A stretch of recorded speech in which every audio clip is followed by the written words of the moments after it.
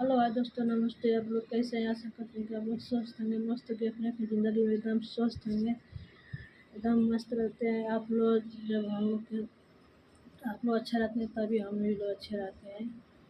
आप लोग कैसे हैं कमेंट में ज़रूर बतलाइए। अभी अभी आए हैं हॉस्पिटल से। हॉस्पिटल में वीडियो नहीं बना पाए क्योंकि आरओ का सुई लगवाना था। उसको कुत्ता थोड़ा सा अवॉइड किया था हल्का फुल्का, तो डर लग रहा था, तो कल नहीं लगाए सब आज लगवाए। फिर आज गए तो ज़बरदस्ती से लगवाए हैं।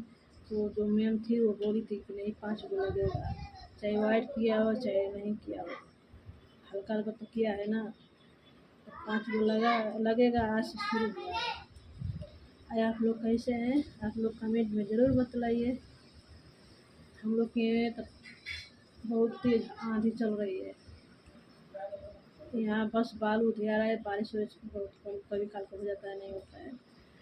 और आप लोग के कहाँ कहाँ बारिश ज़्यादा है, आप लोग कमेंट में बतलाइए कहाँ कहाँ से देख रहे हैं। आप लोग तो कमेंट में बताते नहीं हैं, ना कमेंट करते हैं ना लाइक करते हैं आप लोग। और वो क्या क्या सोचा जाए लड़कियों के बारे में? हर जगह लड़कियों के ऐसे ऐसे निर्भया कांड फिर याद कर लिए हैं।